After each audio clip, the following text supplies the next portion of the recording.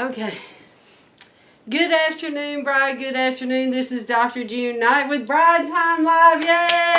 Yay!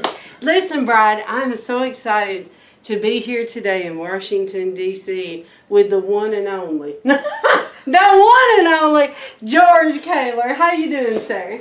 Judy, I'm doing well. It's an honor to be with you today. Yes. Now, listen, I am so honored to have you in my home, first of all. And when I looked at some of your bio with all the things that you have done over the years, I would love for you to talk to the bride. And I would love for you to kind of take us back in time and tell us about your life. Where was you born? Like, was you born in a big family or what? My life is pretty much the life of a 75-year-old who had ADD. And Wow. pretty much, not severely, but it's they joked about how I couldn't concentrate on just one thing. And so my life has been about doing a whole lot of things. And it began, I was raised in Pennsylvania Dutch country, outside Punxsutawney, Pennsylvania. Aww. And it was a large Which is family. close There to was here. mother, daddy, 7 children. Wow. We couldn't afford to hire anybody, so Mother and Daddy just had us. Yeah. Instead, you need lots of people to work a family farm. Yes. We farmed 150 acres. Aww. And it was 7 kids, Mother, Daddy, grandparents. And it was, talk about a big, happy family. It truly was. I called it happy chaos. Oh, isn't that beautiful, Brian? It was a noisy childhood. Yes. And Was you the middle child, first child, or any? I was the third, which usually is the third. Okay. usually the worst. And Well, that's what I was. I was the third, but we only had 4. well, you probably weren't raised on a farm then, were you? No. Were you? Okay. No. Well, that was the economics of farming. Yeah. So anyway, we had a dairy farm, and Mother was actually, Aw. she was kind of our cash crop. She was a school teacher. Yeah. And she taught in between having 7 kids, and Aw. so Well, back then, wasn't that unusual? not really. And not only that, you know, she was a great mother, a great teacher. She wrote grammar books, and she was the hardest worker I've ever known. Aww. In fact, when we were talking about what we would like to be what would be on our tombstone Yeah. epitaph, she said, I would like mine to be, she got a lot done. Well, hey, it was probably true, wasn't Yeah, it? for 96 years she got a lot done. Wow. Anyway, 96. right before she died, I said, Mother, you're such a fabulous woman, and you've been a fabulous mother. I wish I'd been a better son. And she said, well, Georgie, you were fun to raise. Aww. And I thought, oh, what a lie. I wish you wouldn't say something like that right before you died. Aww. But, and then Daddy, he was my role model. And I wrote a book called... What kind of work did your dad do? Was he a farmer? He was a farmer. He just Strictly did a that? farmer. Okay. Extraordinarily intelligent. He graduated the 8th grade. Wow. But if you read the 8th grade examination test of the 1920s, Yeah. you'll be shocked. And I'll bet you most of your audience here, if they go to the 8th grade examination, they'll flunk it Right. badly. Right. The things they ask you, history, philosophy, math, geography. Right. It was, Well, back then, they probably did it because they had farms back then, and they had to get out and work once they was older, right? Or no, am I thinking wrong? yeah, 12 years in school was just too much. Right, that's what I mean. But mother had her advanced degrees, and Daddy had his 8th grade, and yet we didn't think anything about that. Neither did Mother. Yeah. They were both very, very smart people, and could give us great advice. And Oh. so, anyway, can I talk about my book? Well, sure, go ahead. I wrote a book called Surviving Georgie. It's my ages 5 to 12 on the Pennsylvania Dutch farm. 1949, Wow. yeah, 1949 to 1956. And it's the only book that's been spoken nicely about by the folks at Liberty University, Yeah. Focus on the Family, Aw. and Saturday Night Live. Oh. And so Saturday Night Live spoke nice. yes, Victoria Jackson. Victoria Jackson, when Saturday Night Live was funny, she was one of the funniest comedians ever. And she said she was laughing out loud. And I get a lot of emails from readers that say the same thing. I was laughing out loud throughout the book. I got several fan mails this morning. I just laughed out loud throughout. In fact, I got one from Texas. Yes, read it. And, well, I don't have it on me, but I can remember. Said my dad is 85. He's had Alzheimer's for 6 years. Hasn't spoken a word in 3 years. But as I read him stories of the farm and family, he was laughing loudly. It was it makes me want to cry. There's some little point in his brain that was unscathed by the Alzheimer's, and he was laughing loudly and just enjoying that memory that was still there. That really made me happy. Our lead guitarist died 2 years ago, and his wife said, "George, I know you're not supposed to, but could you give us the manuscript? Mark won't be alive when the book is finally published." I said, "Well, I'll do that if he promises not to share." Well, she called me, and Mark, we knew Mark didn't have much time, and she said, "George, Mark is in his room in the very process of dying and laughing loudly." He forgot the pain of the cancer and of dying. And he's in there just laughing and laughing. And those two messages, one about the Alzheimer's guy and the other about our lead guitarist Mark, really made my day and just made writing the book worth it. Yes. Getting back to my childhood. Yes, go ahead. The book is about the one-room school.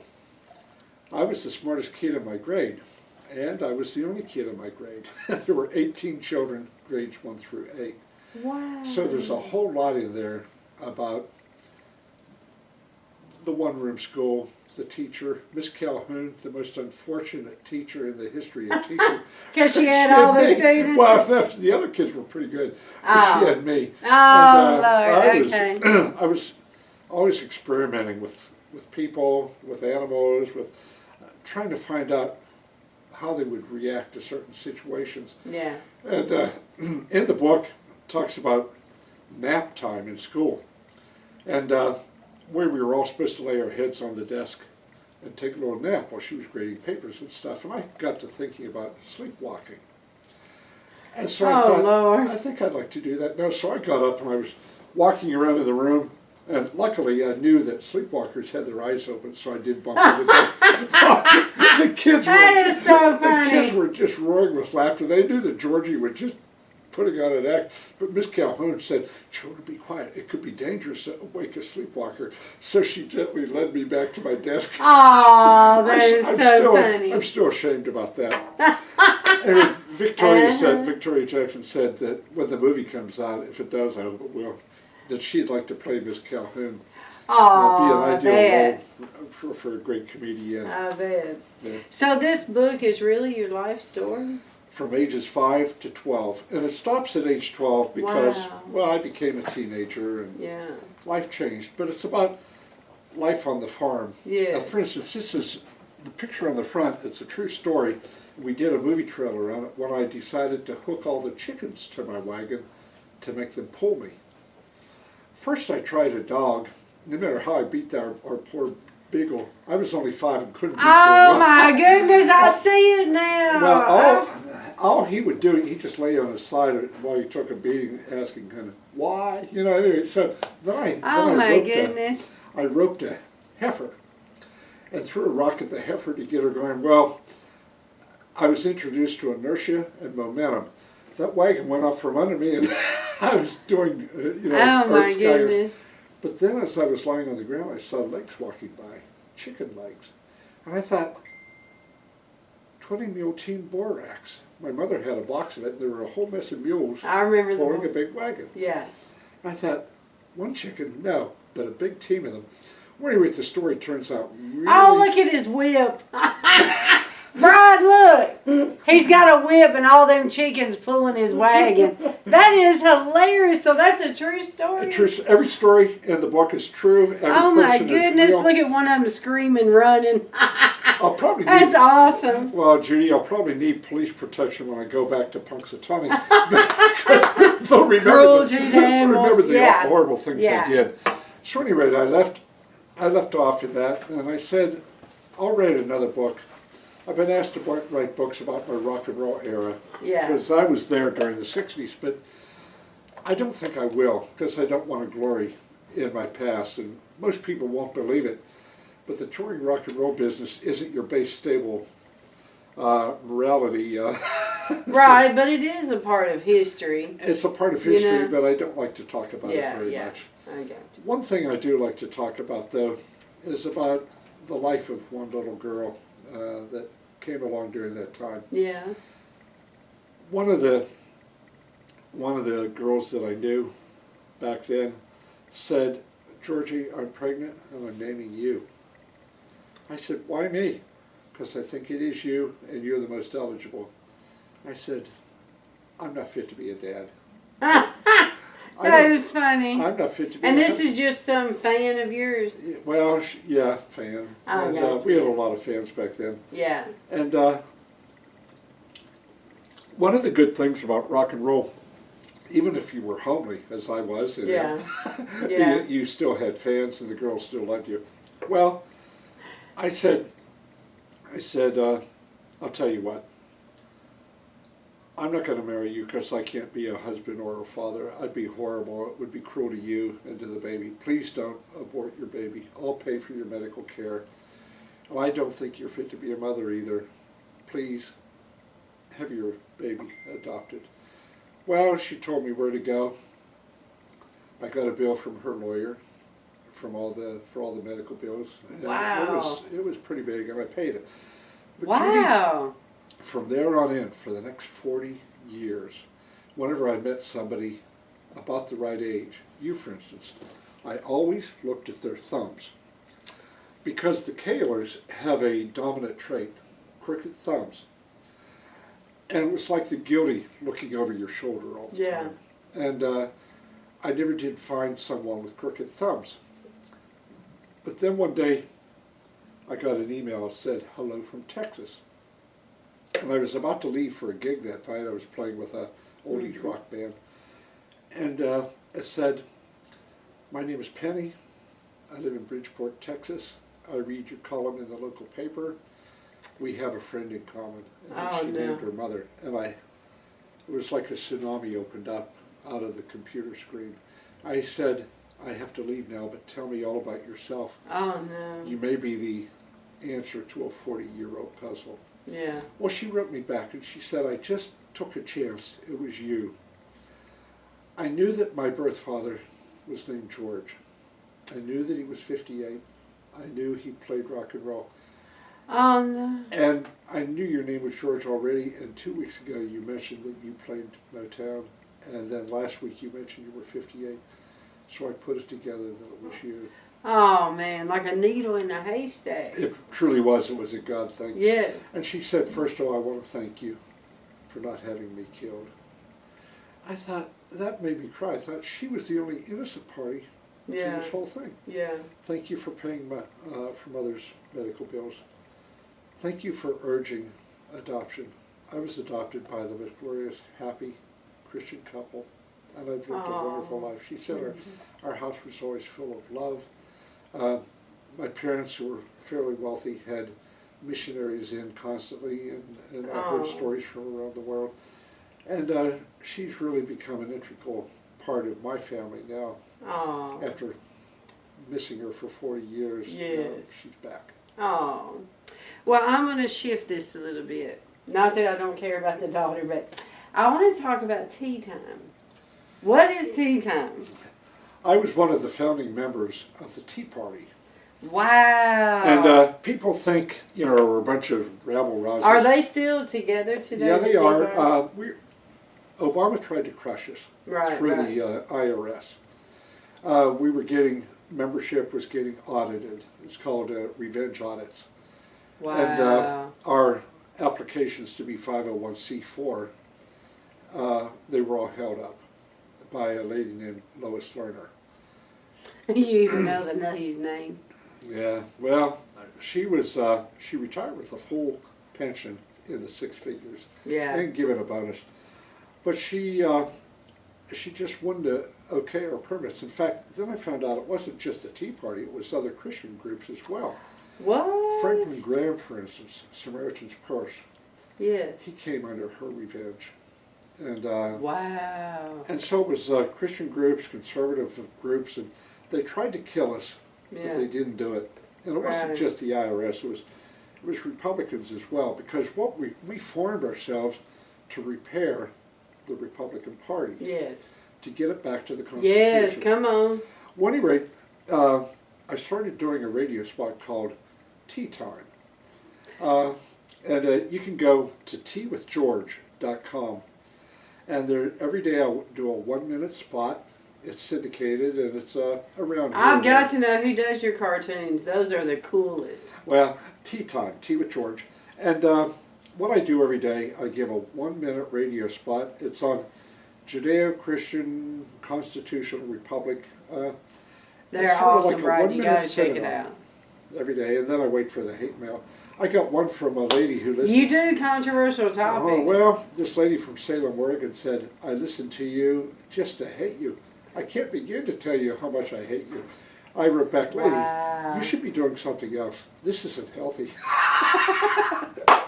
Anyway, so that is funny. Some days I think I'm just preaching to the choir, talking about the Constitution, our Judeo-Christian culture. Yes. How could we get back to what our founders gave us?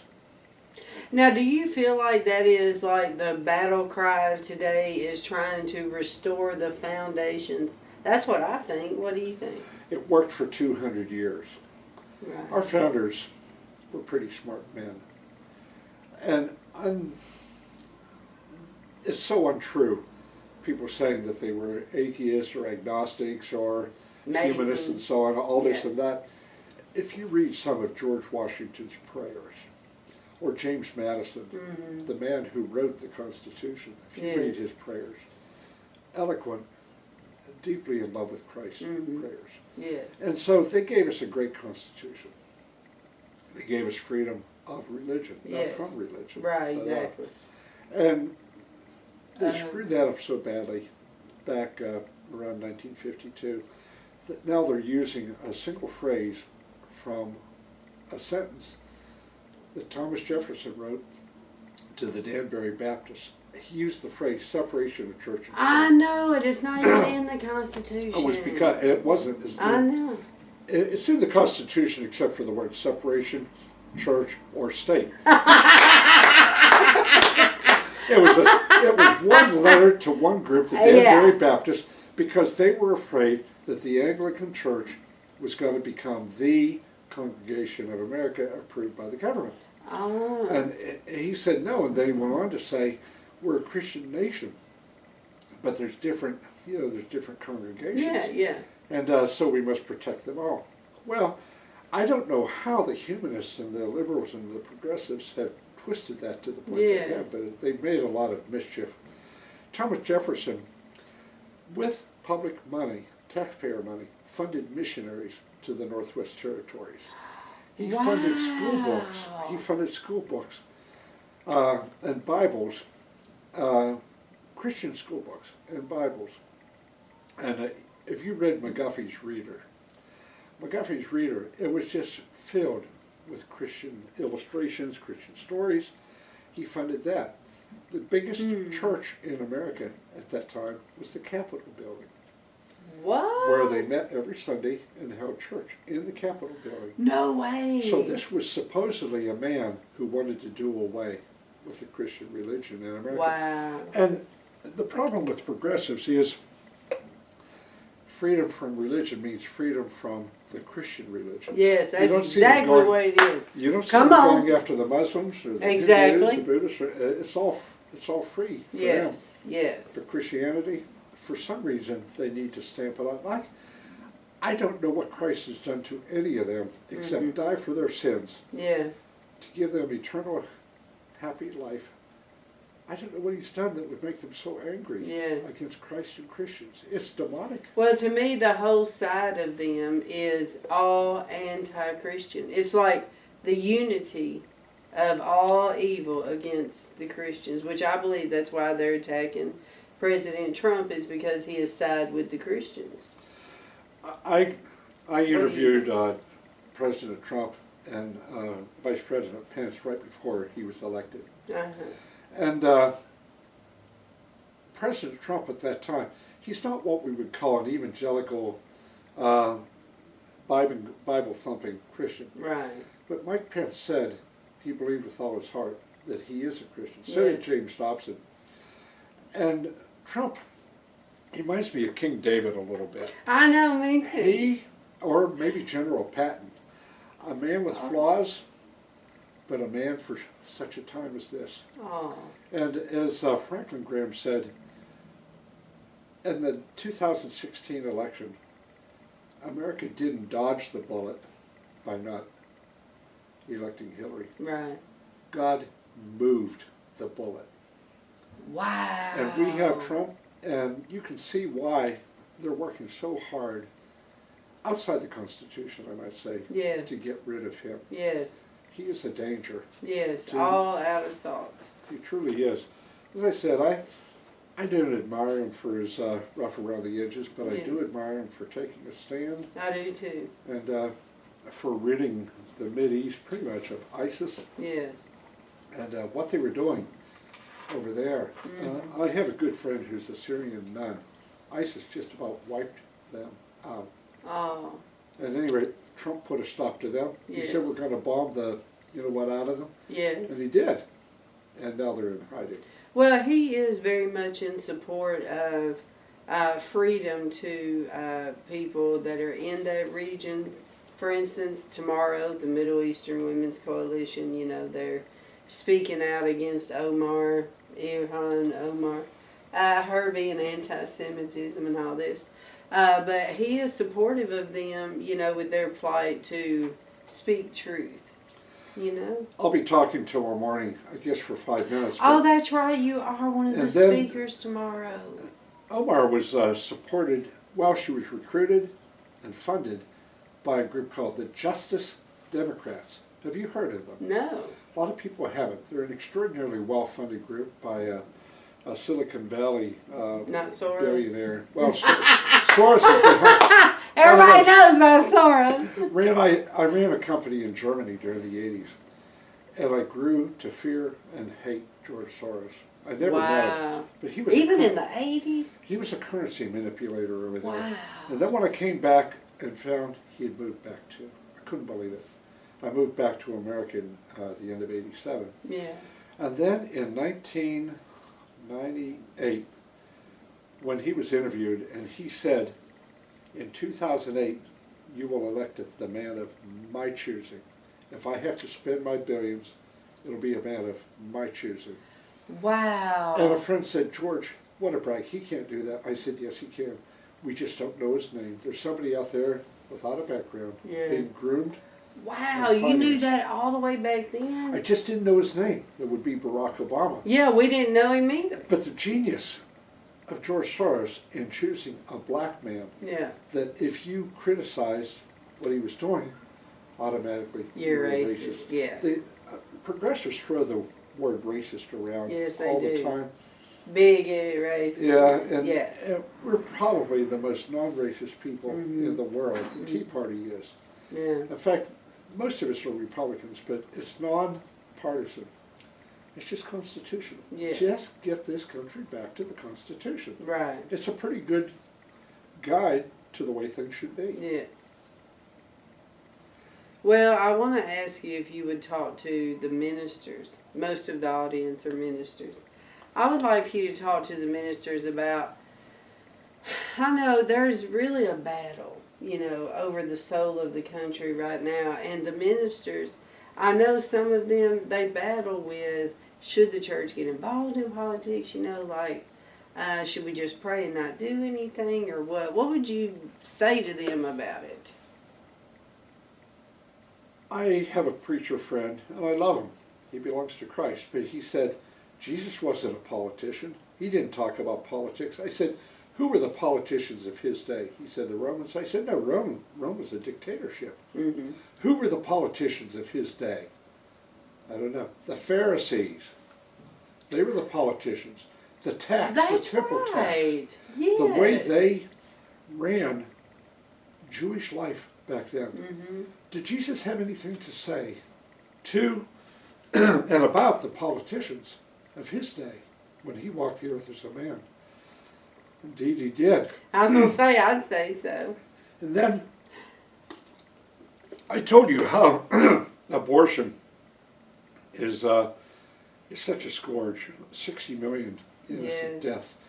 And it reminds me of a German story I got when I lived in Germany. And it was this preacher in church. They were near a railroad crossing, and a train filled with Jews in cattle cars on their way to be exterminated. Yes. And the preacher, they could hear the screaming and the crying of the Jews.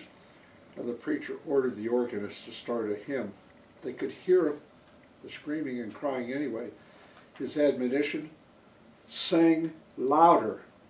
Sing louder. Trying to drown out the cries of the people who are about to be exterminated. Yes. And so preachers who say, oh, we just got to stick to the gospel. Jesus talked about heaven and hell. He talked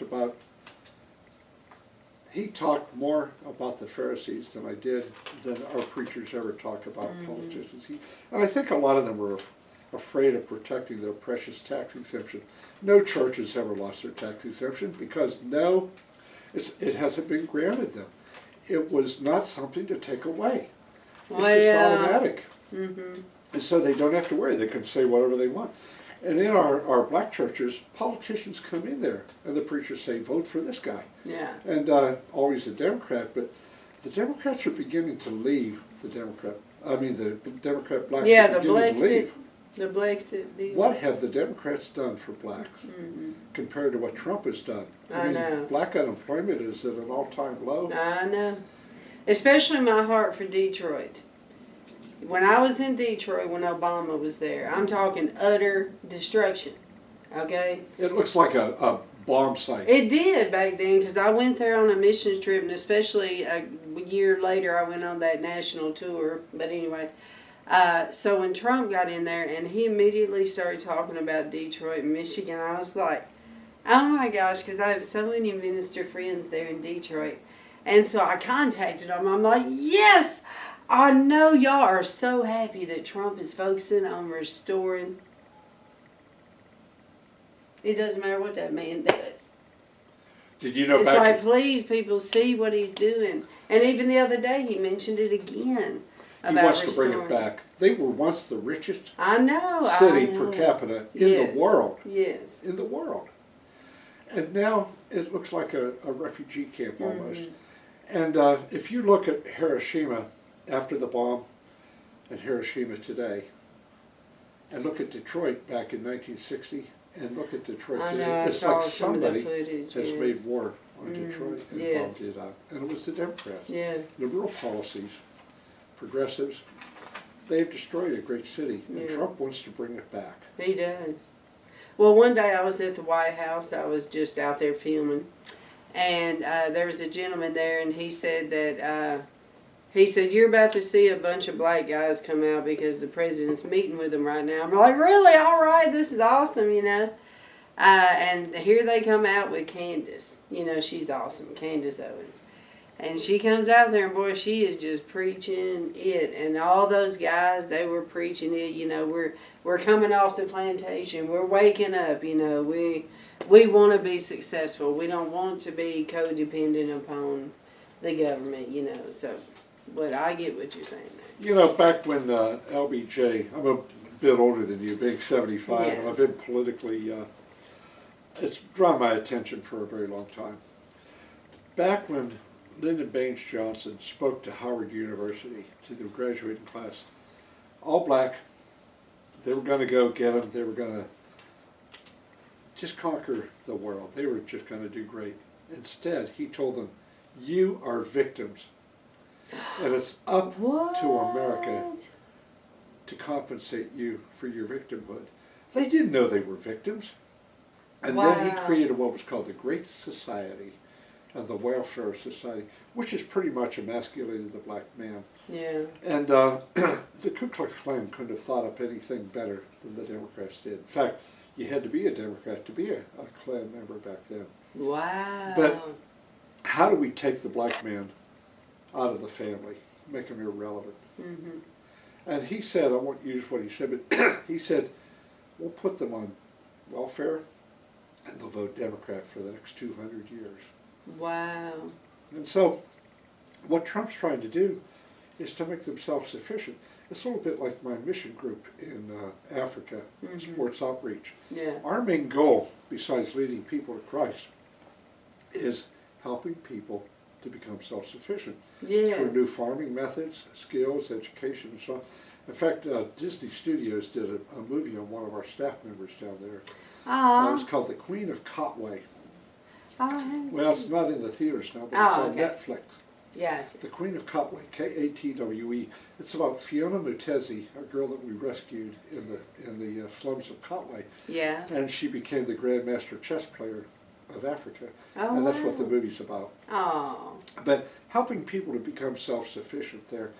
And they are, and I'm supporting some doctors down there that are not only saving lives, but saving souls. Yeah. So it's a great investment for me, sports outreach. But making the black man responsible for his family again, making him have pride again in what he's doing. It's just like we're doing in Africa. Yeah. What's been taken away from them by the colonialists, what's been done here by the progressives. Yeah. We've got to repair this, or we're not going to stand as a nation very much longer. Well, what grieves me being that my main focus is the bride, the church, okay? I've been across this country many times, and I've seen a great divide between the races. I'm praying, that we'll be able to restore the races within the church and for us to be able to come back together because especially when Trump became president, which I believe was an attack from the Obama days, that brought like a huge, it literally just split the church right there, just like bam. And so I'm praying that now that they see the fruits of Trump, okay, they see the fruits of his working hard, getting everybody working, the economy, and he's pulling all these meetings in, and especially above all is his heart for the church. His heart for prayer. He has prayer before every one of his meetings. He calls prayer leaders all the time. He's like, please pray. And I'm hoping that they will see past the skin and past so we can come back together in unity. A friend of mine, Tim Clinton, Dr. Tim Clinton, who's the founder and president of the American Association of Christian Counselors, he prays with President Trump and for President Trump, as I do every night, that God will protect him, give him wisdom and discernment. And one of the reasons why right now he's under such attack, it's tyranny, the way the Mueller hearing. I know.